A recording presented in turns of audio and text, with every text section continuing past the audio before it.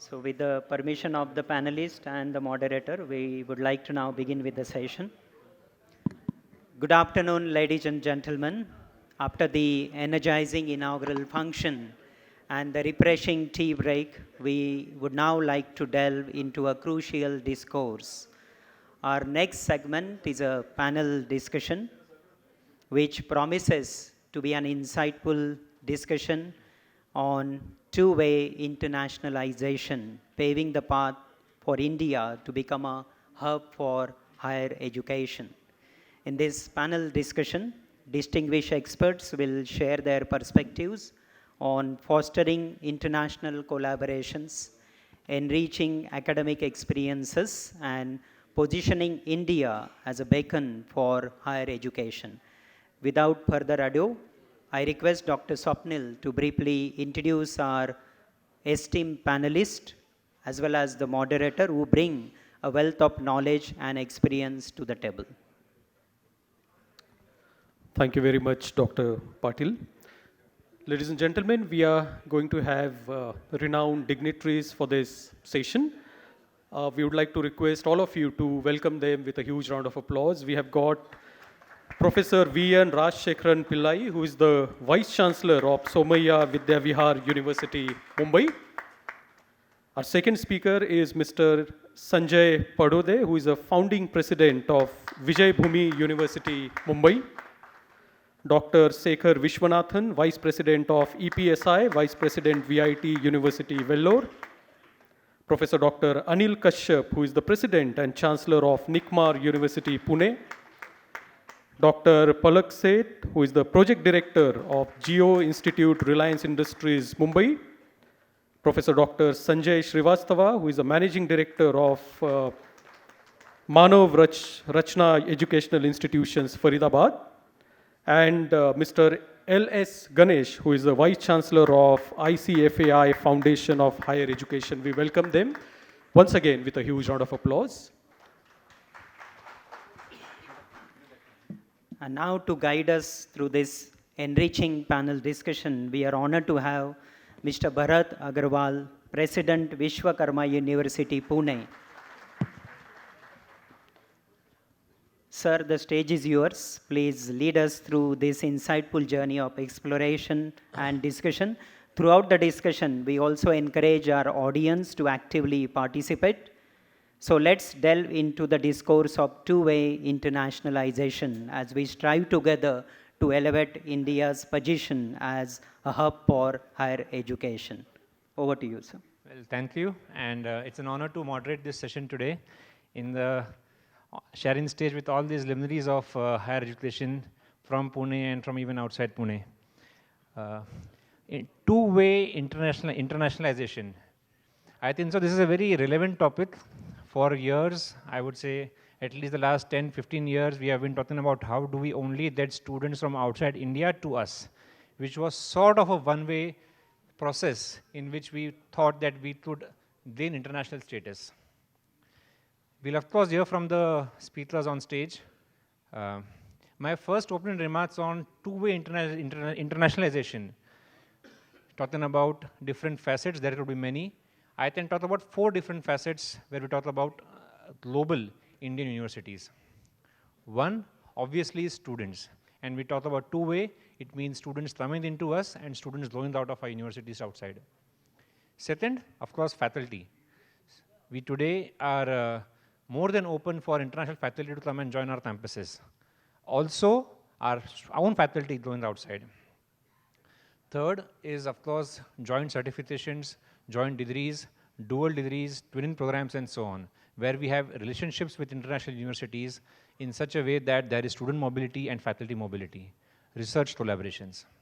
And last facet, which I believe is important, is international quality. When we talk about accreditations, we are very sure that our all Indian systems of accreditations are world-class. But then to have an international recognition, we spoke about QS rankings in the previous panel.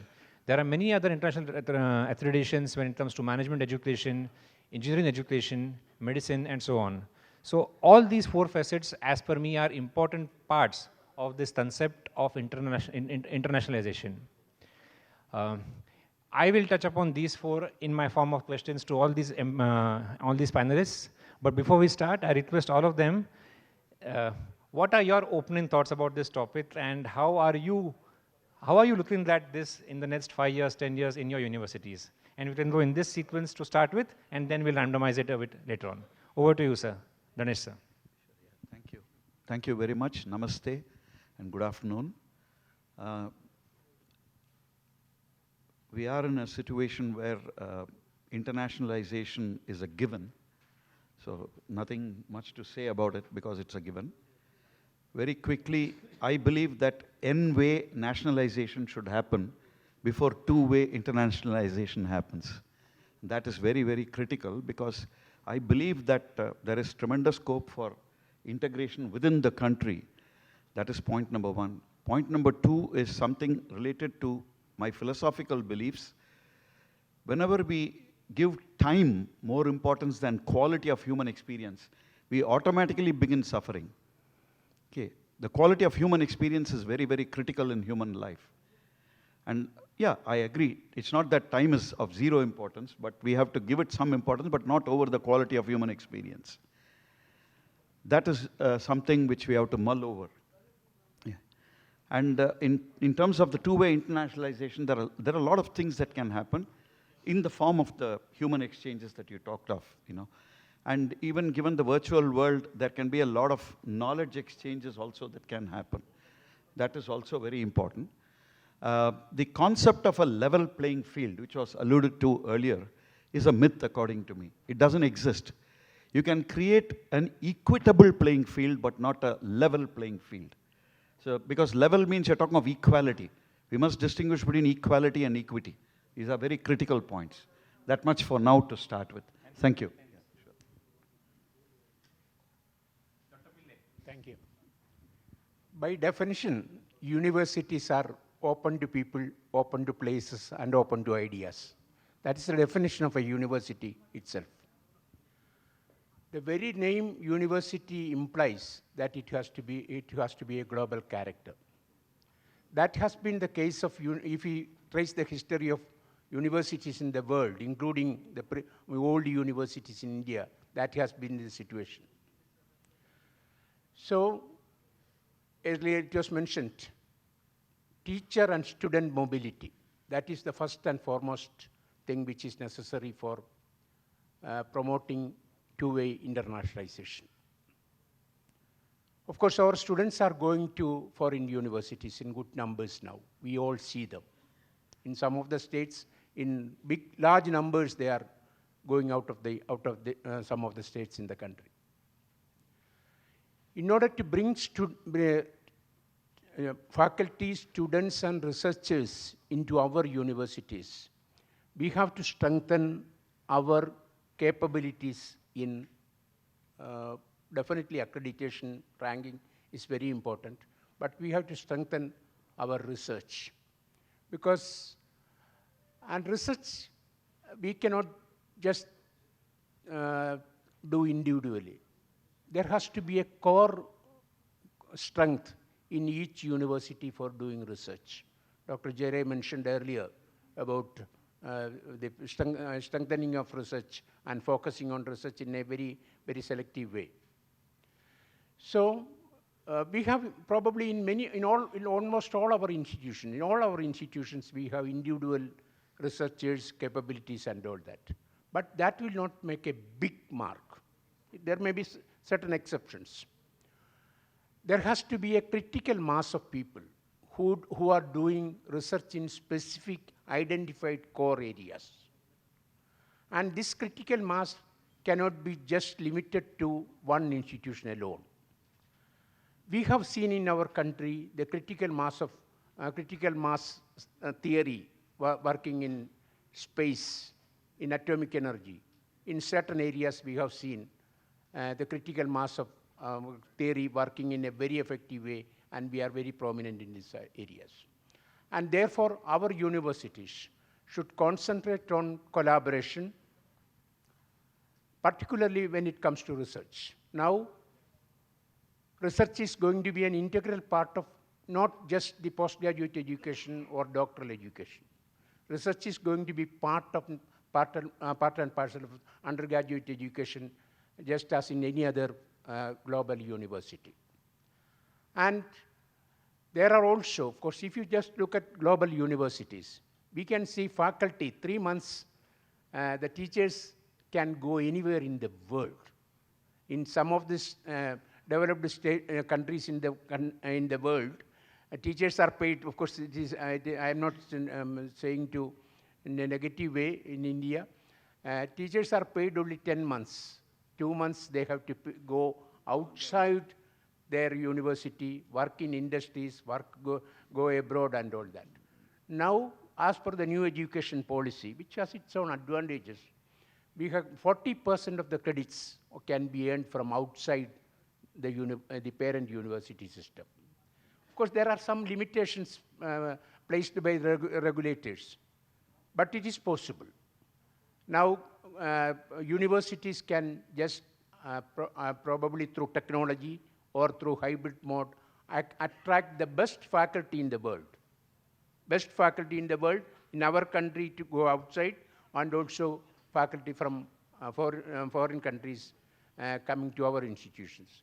Maybe in designing our syllabus, we are given the freedom. Now we have been given completely freedom to design the syllabus. So why not these 30 to 40% of the credits being earned from premier collaborating foreign institutions outside the country? That could be a good step. Then creating internally, Dr. Ganesh mentioned that internally also we should work for creating an internal core capability in research in specific areas. In each of our, and all institutions cannot be excellent in all the subjects. We have to identify which this university is famous for this and this. This university is famous for this and this. That core area definition and working towards reaching that core critical mass in our universities, that can definitely make our universities great in attracting foreign students and faculty. Thank you very much. Thank you, sir. We will, of course, talk more about faculty mobilization in the due course. Shekhar, over to you. Good morning, Bharat. So let's mainly focus on inbound students, because outbound, it's actually a problem. We have too many outbound students. I think the biggest advantage India has is we are an English-speaking nation. I mean, our medium of instruction is English, which is accepted as the biggest international language. So that's a great strength for us. And the affordability. I mean, our tuition fee compared to a developed nation is still less, and we have good quality faculty who can be actually further enhanced. But what we lack is good marketing strategy. We haven't marketed India as a study in India destination yet. I mean, the efforts have just started, but we have a long way to go. People don't know about us, so marketing is a big area which we need to touch. And internally also, we need to make our education internationally recognized, which means going for international accreditation, getting a good rank in international agencies, etc. Only then students will recognize us. And our campuses need to be ready. Our campus infrastructure and the training which we are giving, not just to faculty, all the staff members. There are many such factors which we can delve into. I'll stop right now. I'll come back later. Sure. We will talk more about your experiences of that in inbound students. We know Vellore has a lot of them, and a lot of experience sharing would be useful for our audience over here. Dr. Palat Seth. Thank you. So I wanted to make two comments. That one is why two-way internationalization is important now within theme of India at 247 and Viksit Bharat. So let's see the macro thing, what is happening. One is India is targeting 40 trillion economy by 2047. Second, world is looking for a business and economic opportunity in India. Third, Indian higher education has the ambition to rank globally competitive. Indian higher education has the ambition to start international branch campuses. Global university want to start their international branch campuses in India. Indian company definitely will be going in next 10 years globally to start their business in a big way. So they desire us to have a global skill set of Indian graduate and global graduate with Indian know-how. Indian cities, which was earlier very difficult for staying internationally student and faculty, now can provide living and environment comparable to global standards. Indian leaders are heading global institutions and global companies. Potential for Indian educated graduate to become a global hub for talent. Now these are the macro issue for which the two-way internationalization is much more feasible today than it was in the past. So this is my we should always see the over sky view. Number two, as far as what we are doing at a Geo Institute, we have very simple vision that we wanted to build a research university of national and international repute for an India and contribute to the economic and social growth of the nation. What we have started is, number one, we are bringing the faculty from all across the world who are coming and teaching the students. So students start appreciating what is an Indian way of teaching and what is an international way of teaching. Second, while hiring the faculty, we give due preference for a people who have studied in India, but at the same time they have an international education experience at a PhD, postdoc or research level, and potentially have an opportunity to work in an international university of repute. Number three, all our students who graduate from an institute should have a study abroad module. So there are three simple activities we have started, and fourth, definitely we have started receiving number of scholars and thought leaders who are coming for the global talk, as well as the student who wanted to know more about doing business in India. So they come for a short-term visits also. There are few activities that we have started with a clear vision that next 20-25 years, we want to build a thriving research university ecosystem where research mindset, innovation, culture, and entrepreneurship spirit prevails. Thank you. Thank you, Dr. Seth. Would love to hear experiences with international faculty coming and you trying to provide global exposure to students. Mr. Srivastava. Thank you so much. I personally believe that well done is better than well said. And you talked about 4 parameters: students, faculty, research exchanges, and accreditations. This is my 10th year as a Vice Chancellor of one of the leading university of the country, which is NAC A++. Par saas bhi kabhi bahu thi. And as a faculty, I have the privilege of teaching to some of the best B schools in the world.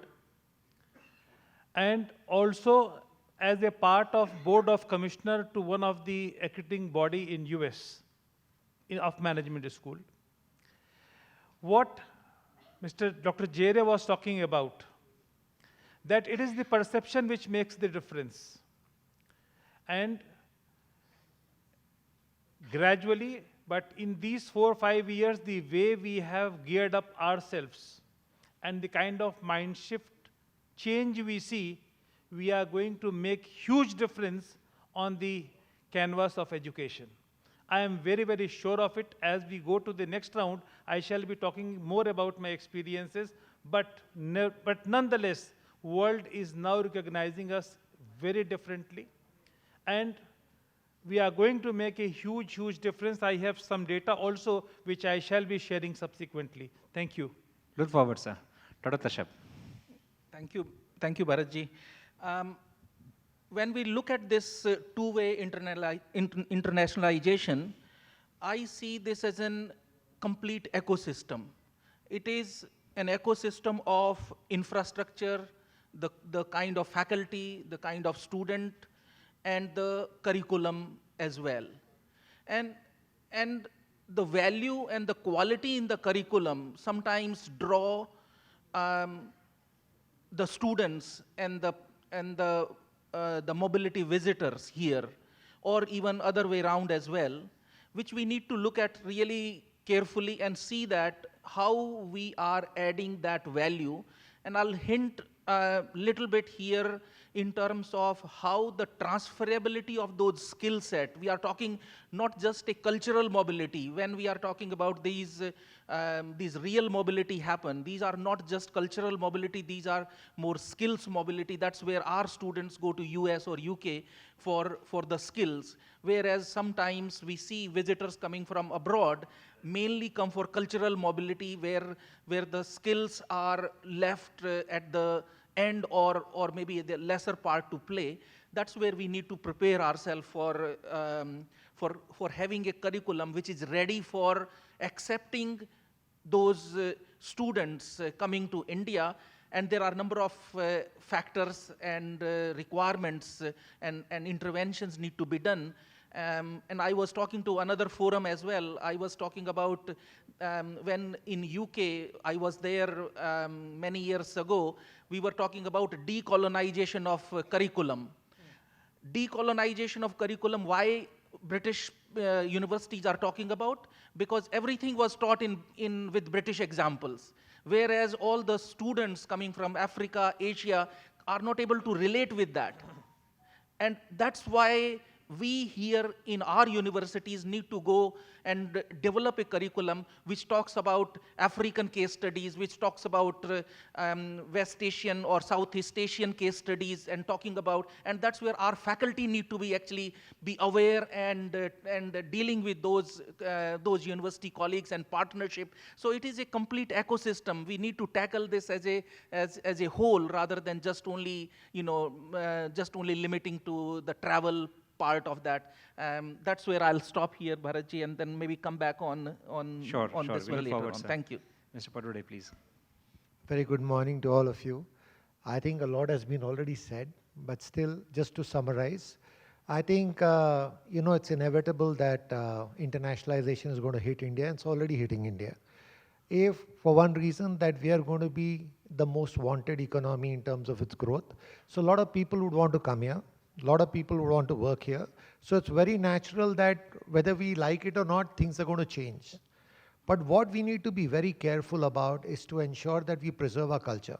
So there is a lot of, there's a lot of things that we can export to the world and not just import things from the world. A lot of that is to do with our ethos. As you know, a lot of the world is going through strife in terms of mental health. A lot of issues which are relating to anxiety and stuff which is coming out from their cultural background. We need to preserve our culture. Even when we get students from the West, we need to ensure that they give the flavor of the East and ensure they carry the ethos into the country. That's one. The second thing I would like to make is, and put it analogy to our sports, the way our sports people have been performing. In the past, we were always having national games. We were having only tournaments in India, and we were celebrating them and thinking that we have become kings. What's changed over the last 10 years is that our people are now playing in games outside and winning. We are getting coaches from outside, training them to win. And now we have players coming and playing in India. I think that change has to happen in education as well. If we keep accrediting ourselves in India, going through NBA, NAC, if we keep ranking ourselves and becoming proud with NIRF, I think it's the same conundrum as what is happening with the national games. What we need is, we need our universities to get internationally accredited. We need our universities to get internationally ranked. The last but not the least is to do with research. I think there are many universities in our country which have, are fighting with this research mania, which I call, which is basically publishing. Publishing is a good way to get a rank, but it is not the best way to get research. What we need in research is impactful stuff that people would want to seek, and not we are creating in terms of only getting a score, whether it be a A-star, A, B, or C, D paper. Everybody knows what happens to that paper. It gets you a count in the ranking, but beyond that, it doesn't go and impact in the industry. I think we need to get the original research in our country where we might do less, but what we do has a greater value. And if we do that, I'm sure we'll attract a lot of researchers who want to research on what is required to be researched in this country and to be delivered. The last point I want to take is, if we don't change, then for India, the recruitment ground for people will be the West. A lot of Indians are going abroad to get recruited to be put back into the Indian jobs. We got to stop that instantaneously. I would like to stop there. Thank you. Thank you, Mr. Padode. We'll talk more about your last point about human export or human talent export, I would say, and how that import-export is going on. Let's come to the first facet of students. And we have been doing this for 10, 20 years. Students are coming from Asian countries, African countries, Middle East countries to India. And there have been experiences. I remember in our own engineering college, after at least half of a semester passed out, a student replies that he has not understood anything in class. What was taught was civil engineering, and the word brick or cement was differently, I would say, accented in that part of the world. Half a semester wasted, can never be recouped.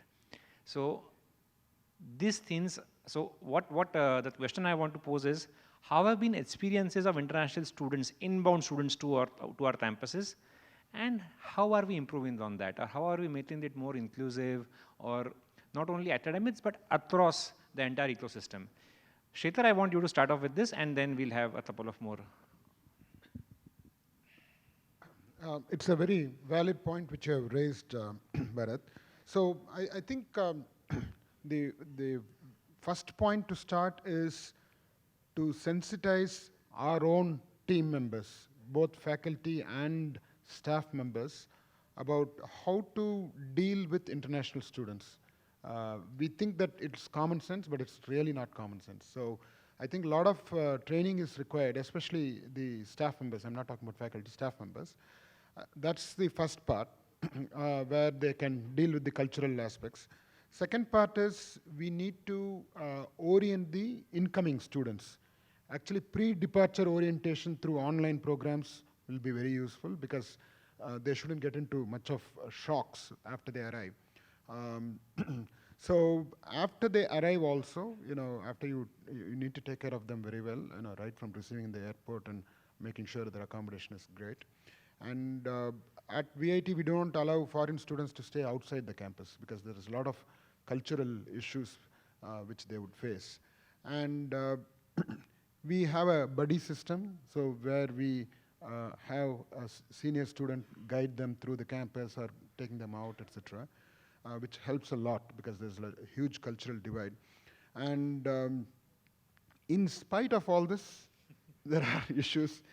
For example, when we had Chinese students, the food is a major issue.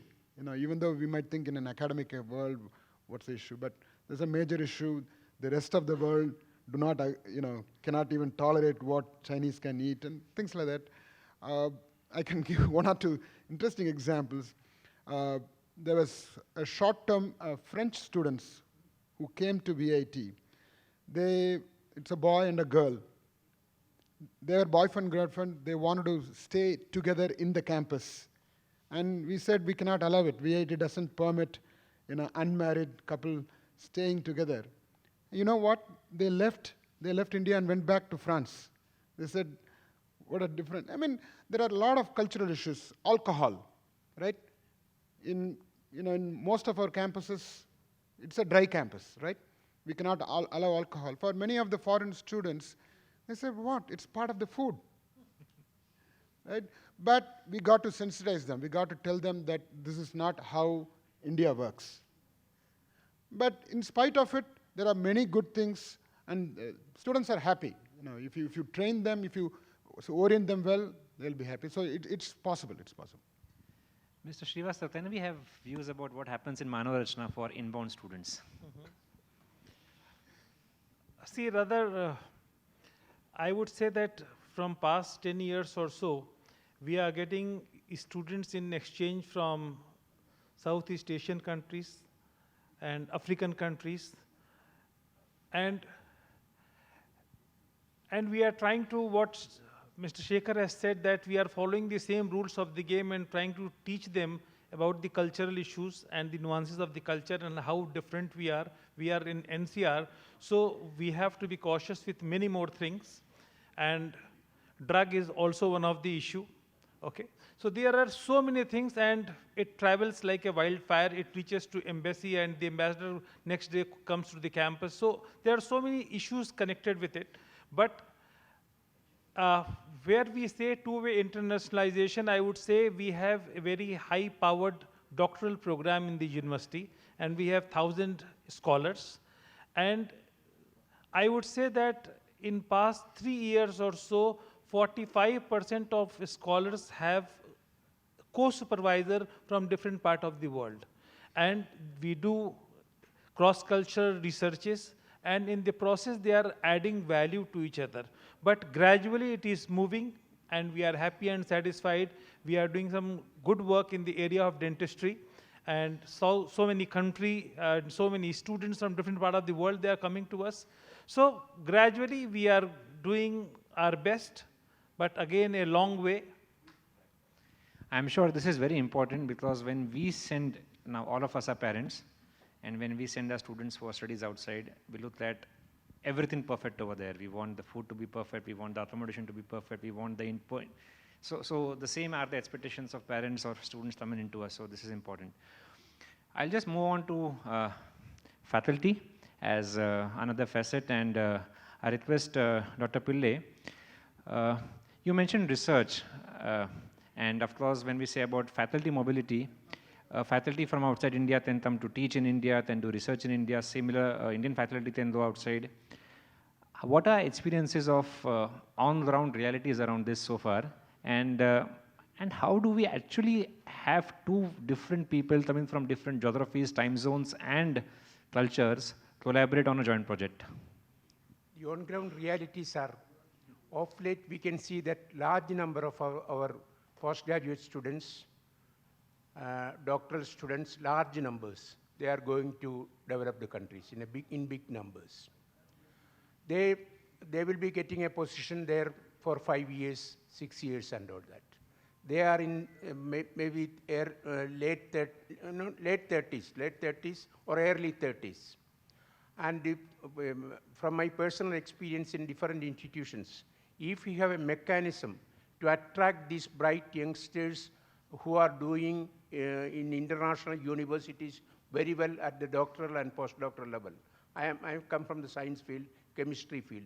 I know that around 30 to 40% of the people working with doctoral and postdoctoral candidates, working with even Nobel laureates in many institutions, they are from India. And they are looking for a position in India. And if we can provide them an opportunity to come to India when they are in the 30s, early 30s, what we have to provide is a good accommodation, good facility for their children to get education. And they were involved in teaching there, they were involved in research there, they can really attract foreign students. And this I have seen during my, of course I work in Bombay now, I have seen that we have selected a good number of such people of India, not Indian origin, Indian students who have gone, did doctorate there and postdoctoral work there. We have attracted them as faculty, young faculty members there, and we could attract foreign students by this. So if you just look at these numbers, these are mind-boggling numbers. They are really writing to each and every institution in the country. Of course, they may be writing only to the premier institution, government institutions, but private institutions, we can definitely tap them. And if we bring them, maybe 20%, let us say 20% of the faculty, if we can just attract them like that, and that will lead us to good number of international students into our campus. That's my personal experience. Thank you, Dr. Rao. I'll come to Dr. Seth on this again question, because I have read, of course, your leadership talking about the Institute of Eminence, and how do you want to actually have international faculty onboarded and on campus. We also hear Dr. Marshall talking about it. So how are you envisioning that or doing that? Please educate on this. Yeah. So, there are some basic facilitation framework is required to be done. So what we are doing currently, that we offer 1-year PG program. So first and foremost, to accommodate international faculty, you have to be very flexible in your schedule. So our 1-year program has 6 terms. Each term is of 2 months. Within that 2-month term, there is a half term of 4 weeks. So we will be able to accommodate a lot of international faculty who come for a 4-week, conduct the course and go back. So the first and important thing, you need to create a schedule, because we are sometimes very rigid in our schedule. So that is number one. Number two, we have to learn that this faculty would like to visit India with the two purpose. One is if they are of Indian origin, their family is based here. So if you create this 4-week kind of a schedule, it is most befitted into their meeting the family over weekend and teaching during the weekdays. Or second alternative, they have some interest in a short term or a long term in a research. So it would be always easy to attract such faculty for the PG, PhD and postdoc program. Don't insist them because they do not have interest in undergraduate program. That is the second thing. Third, as they start coming, you try to connect them with the right kind of potential problems where they can identify the research. So what we do that when faculty come, while he is teaching in the regular program, we also provide them to offer an executive education for an industry. So they start getting connected to the industry. Fortunately, we have a lot of in-house requirement within Reliance. So we have a participant, we have a need, so much, which also we can leverage. The second thing, while they come, they also visit different industry, including, let's say, Reliance itself has a very large presence in Mumbai. If somebody is from technical area, they can go to Jamnagar because it's almost 50,000 people there. So likewise, once they connect to the larger industry, they see the potential which India can promise for tomorrow. Second, we also connect them to the different institution in Mumbai ecosystem.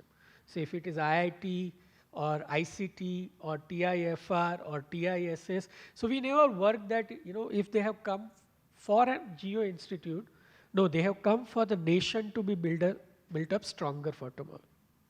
So we create and generate their interest. Eventually they find some research problem and they would like to come for 6 months.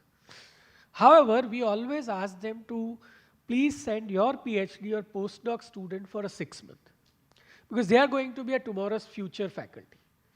And if they start coming and doing 1 semester or a 6 month, that will be also creating a pipeline for tomorrow. In addition to that, we also invite a lot of scholars and thought leaders. So even we are running very small number of students, we have at least 100 scholars coming in a year. So like last week itself, I'll tell you, we have Dr. Philip Altbach, who has written the World-Class University as a book through a World Bank. They came and discussed about what is world-class institution for India mean. We had a second scholar from the Israel. She is Dr. Tahila. She is from the Democratic Institution of Israel, and she talked about the AI policy and the challenges of the policy. What kind of?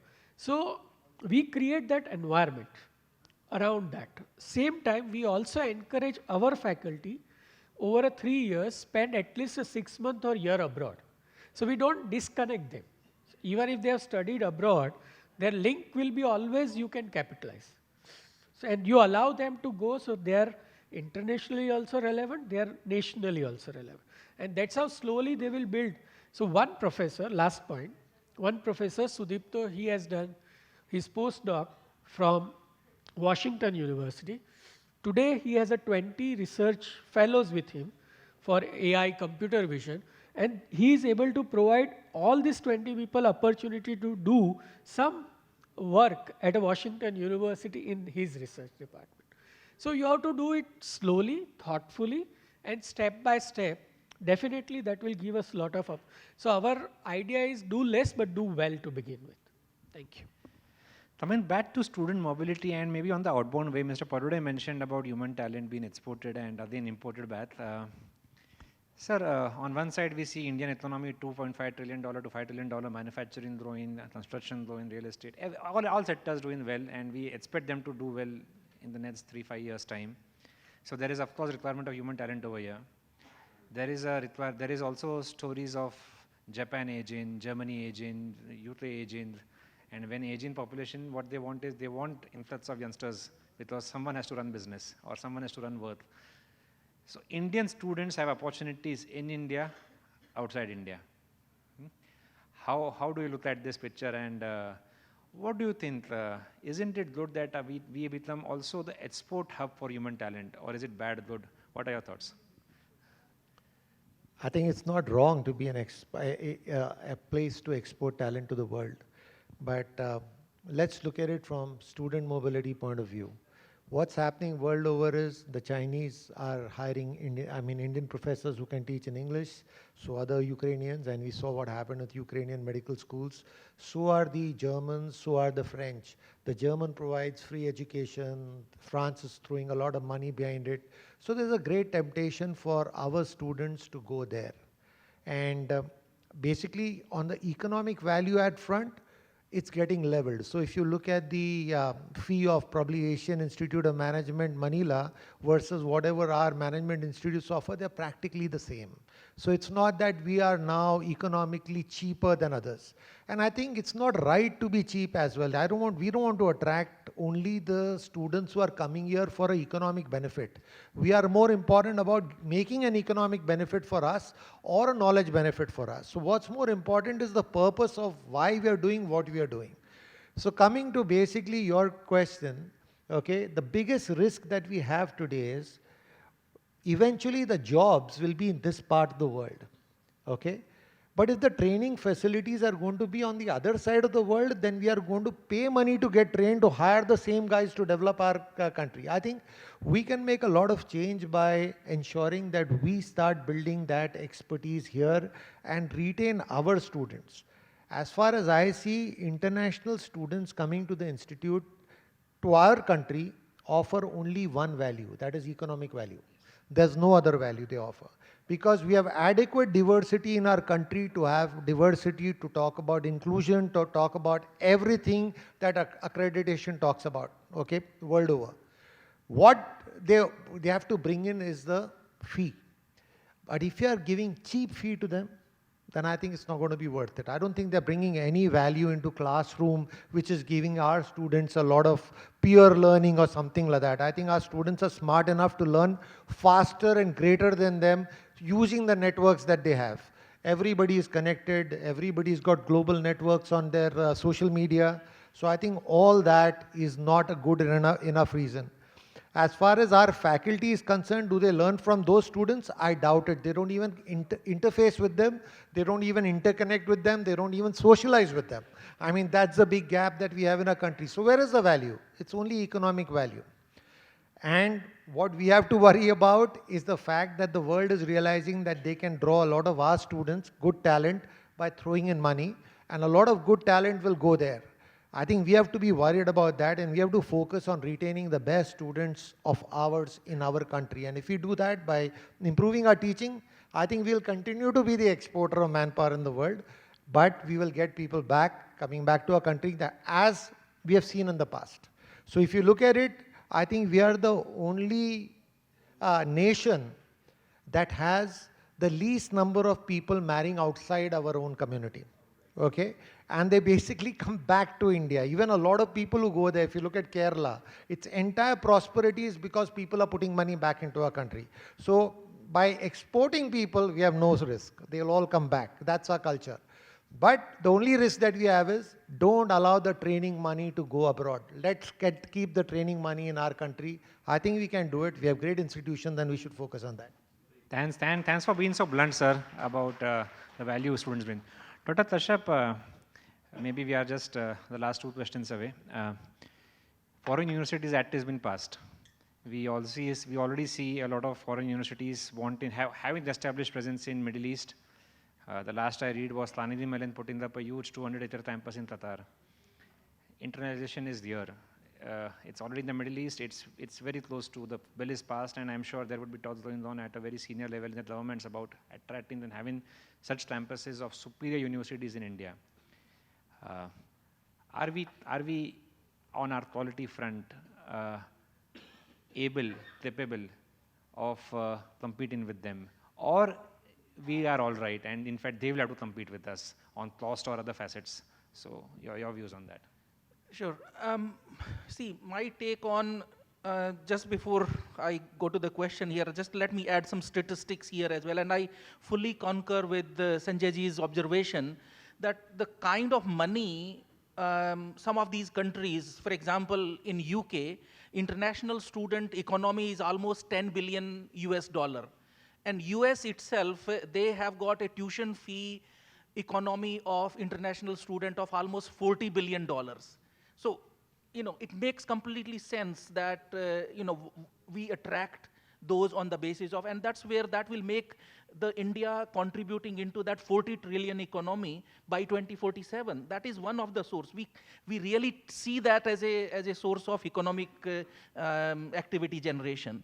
Coming back to the foreign university campuses, they are not here for charity. They are completely here for business.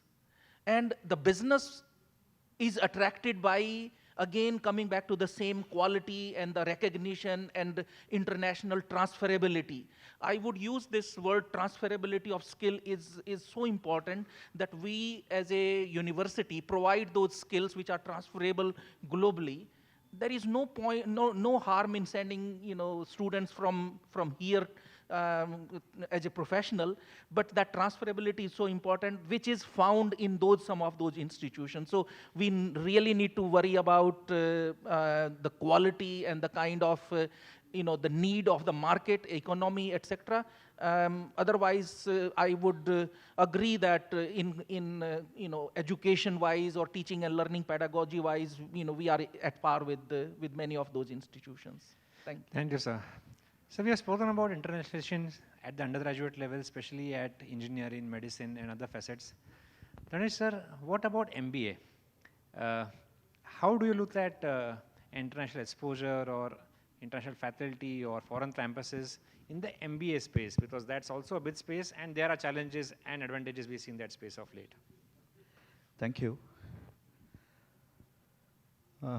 So far, in my understanding, as far as business administration and management education are concerned, we have almost blindly followed the Western model. Is there a different model available? My answer is yes. I'm not going to crow on Indian traditional management kind of a thing. There are some unique features. I would say the most important differentiator in terms of what we could do in management is, while I agree with the skill component that many people talked of, I'm very frightened about the crisis of character that's happening around among the youth today. I think that's a real crisis. And it was just yesterday I talked to two of my alumni, yesterday over dinner, and they're both in the lending business. They graduated I'm from IIT Madras earlier. So they graduated from IIT Madras, some MBA, about 20 years ago. In fact, to be precise, exactly 20 years ago. And both were sharing their horror stories of what's happening. So we are actually facing a crisis of character. So as long as we are able to tackle that, we will be effective internally. But since your question is about the management education going out from us, it is feasible. I believe we can identify some great teachers and showcase them. That's also tied up with my N-way nationalization, which I talked of earlier. Because that's a strength which I believe that Mr. Jairam also pointed out in a different context of setting up a common skills hub or something like that. I believe if we cooperate and identify by lowering our egos to zero, if feasible, okay, we should be able to identify outstanding teachers in India. I can give you evidence of that. Some of our teachers in specific subjects are clearly rated within the top 5 of the world. And there's hard evidence. Nobody can counter that evidence at all, If you go for certain strikes and YouTube videos on lessons, I can tell you a lot of Western students learn from Indian teachers in specific topics. This is very important. As far as us using some of the resources available, I'm sure all of us know of the Gyan scheme of the government, whereby we can invite specific experts to come in and enable our people to learn specific bodies of knowledge. So this is something which we should leverage. In terms of MBA education, can we strike a different path? I believe. We can strike a different path. We should strike a different path. And we move away from our blind following of the West, I mean, there are enough drunkers and drunkers' fathers in our history. I'm sorry I'm making a very tough statement, but I'm a little aware of the kind of thought that has gone into India and the kind of management. But we are somehow like Hanuman. We don't know our own strengths. That seems to be the problem. Okay, thank you. Thank you, sir. In fact, the experience on this panel is so high that any time they went to this panel would be insufficient. Do we have time for question answers? Two. Mr. Bhavadekar was the first to raise your hand, so I could see it. I was actually ready to go. Your mic is... And you may just ask someone specific because it would be easier then to answer it. You see, I was very happy that the eminent members on the dais have taken cognizance of the arrival of the foreign universities, and all of us are waiting for the bill to be passed. And they have expressed the ability of the Indian institutions to compete.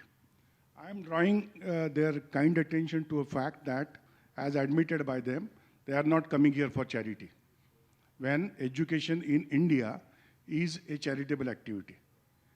For the knowledge of all the members, let me bring to their notice that the foreign universities will be coming for return over investment. Is there any thought given by the eminent members here and associations like EPSI to make the government of India, to force government of India to make necessary changes in the legislation to allow education to be conducted as business? You want anyone specific to answer this question? Yeah, you can do it, Bharat. You are a tycoon. You can. No. I'll come last. Shekhar, after you. Regarding the arrival of foreign universities, our point is that let them come, let's compete, and we'll win.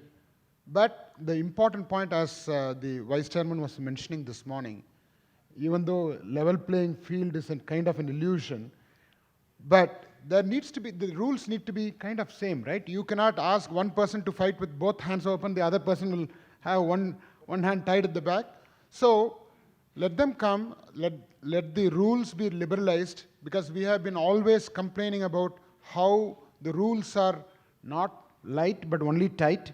So let's change the situation, let them come in, and I'm sure most of our institutions will do well against the competition, because we Indians are known to thrive. We have thrived for centuries in spite of many onslaughts. So I'm sure we will do it. I don't want to oppose them coming in, but let's compete and win. So that's my thought. Thank you. This is in spite of the fact that charity offers no incentive to the investors. See, the way I am looking at it is, see, there are many countries, like for example, if you take US, there are institutions which are non-profit and there are for-profit institutions. Both can coexist. Both models can coexist.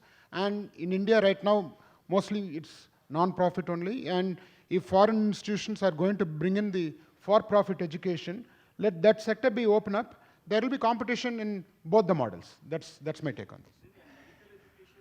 It's open. Yes, it's open, yes. but what I'm saying is that it's in a very limited fashion. Section 8 that has been removed now. Private limited company can also run medical institute. That has been taken care of in medical education, and 2 medical colleges have already come up in that category. Exactly. Including one which is there at Tata Nagar under Mahi. Yes. As Dr. Mishra is pointing out, it's already there. The sector is started. It's a matter of time. I believe my views on this is that the students and the market decides. I would just like to add one. So if you see the narrative, what has happened in the banking system. Originally, we have only PSU banking system. Then the private sector banking was opened up. Then the international banking was opened up. Eventually, it has improved the overall market, processes, and outcome for the consumer. So even when this privatization of higher education initially opened, there was a lot of challenges to them. But now today, the private institution contributes chunk of higher education. That has given opportunity. So if international branch campuses, only 2 have started, which is starting this June, Deakin and Wollongong, that will also improve the overall process and overall the opportunity. I'm sure that as if it is taken in the entrepreneurship, spirit, I'm sure as Shekharji also said, that eventually the overall market will benefit. Thank you, Mr. Palni. I'm appraised by Mr. Palni over here. So if I don't do my job well of 3 pen time, he will remove me. But still, I will ask for the last question because the gentleman is holding for the mic for a long time. Thank you so much. Good afternoon, sir. Good afternoon to the panel. This is Dr. Pritesh Thomani from Sri Balaji University, Pune. I have a question for Sekar, sir. Sir, you were talking about the inbound students and when the students comes from a particular country. So what my question is, how we can come up with a customized option for a student coming from a particular country to India to complete his or her education? Thank you, sir. It's not a very practical idea to have like a customized academic program because it's impractical. Whereas the other environment in the campus, for example, when the Chinese students came, a good number came, we were able to open a Chinese kitchen, not the Indio-Chinese kitchen, the Chinese kitchen, by bringing Chinese ingredients and the Chinese cook. And same thing with Africa, but that requires a critical mass to happen. It will happen if you do a very good job of marketing, but academically speaking, it's better that they're all, there's a heterogeneous class, not a homogeneous class. So that's my suggestion to you. Thank you so much, sir. Sure. Thank you. Just wanted to share something. I'm not sure how many of you would recall, about 20 years ago, the University of Illinois, Urbana-Champaign, opened a computer science program in India. It was headed by a former director of IIT Delhi. Of course, maybe it was born well before its time. It didn't take off. But this is almost 20 years ago.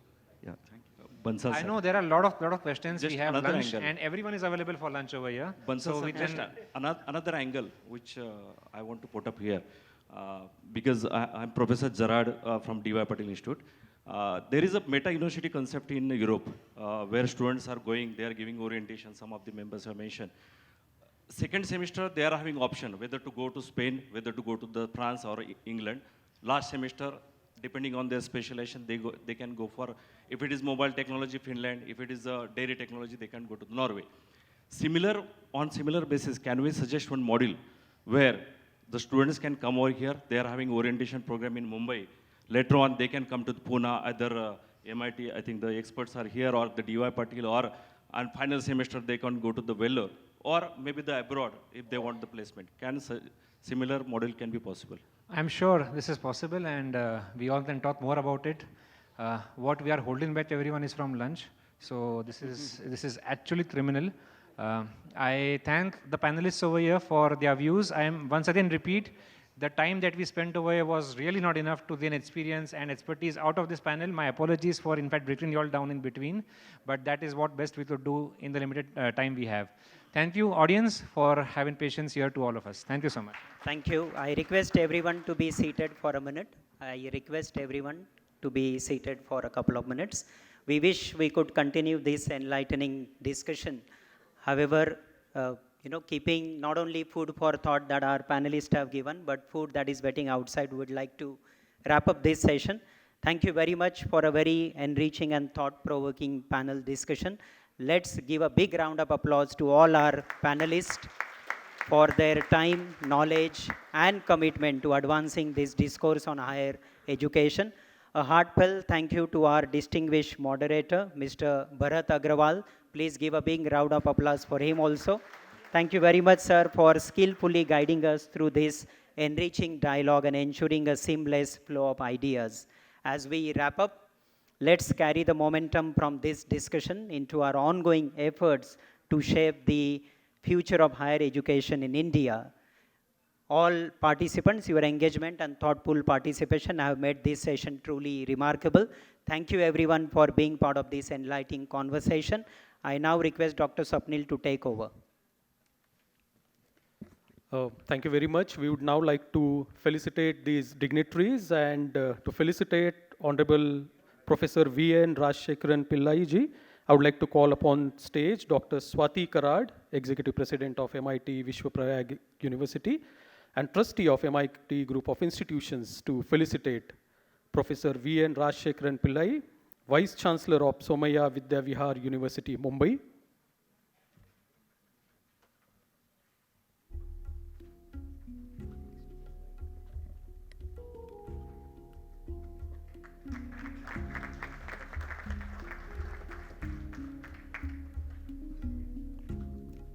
Up next, we would like to call upon the stage Dr. Pradeep Bhavdekar ji, Chairman of MIMA, Institute of Management. I would like to request him to felicitate Honorable Dr. Sekar Viswanathan, Vice President of EPSI, Vice President of VIT University, Vellore.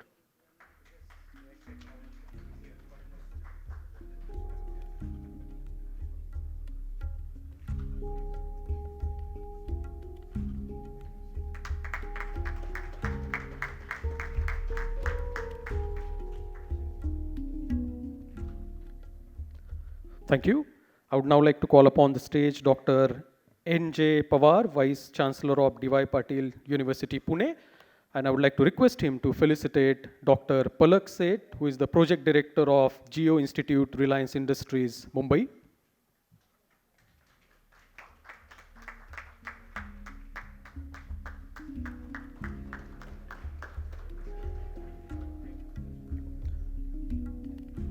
Thank you. I call upon the stage Dr. Ved Prakash Mishra, Pro Vice President Chancellor,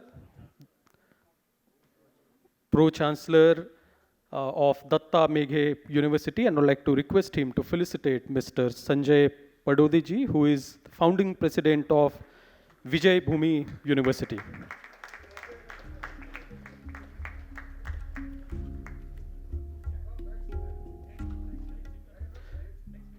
Yeah, to felicitate Professor Dr. Anil Kashyap, President and Chancellor of Nikmar University, I would like to call upon the stage Dr. Amit Banerjee, who is there. I would like to request him to felicitate him. Yeah.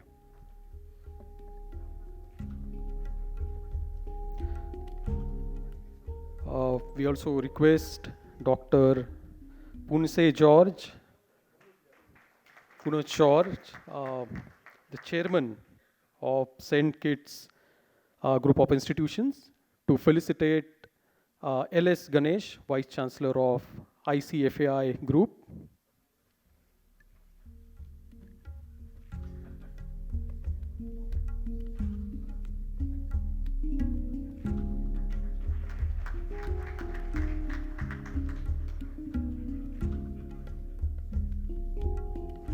I would like to call upon the stage Professor Dr. Sunita Karad to felicitate Professor Dr. Sanjay Srivastava ji. May I request Madam to come on the stage, who is the Director of ICT and Midcom, MIT ADT University.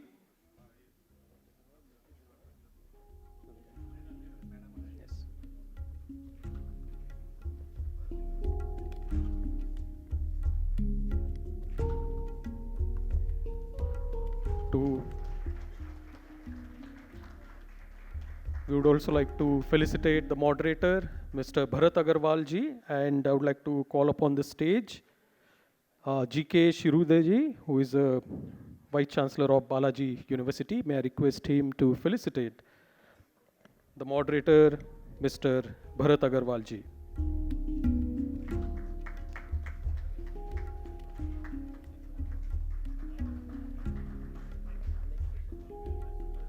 Thank you very much. We are now going to take a lunch break and we'll meet sharp at 2 o'clock. We are going to have the next panel discussion on creating a quality ecosystem through capacity building for accreditation and ranking. So all the audience are requested to have the lunch and come back at 2 p.m. sharp.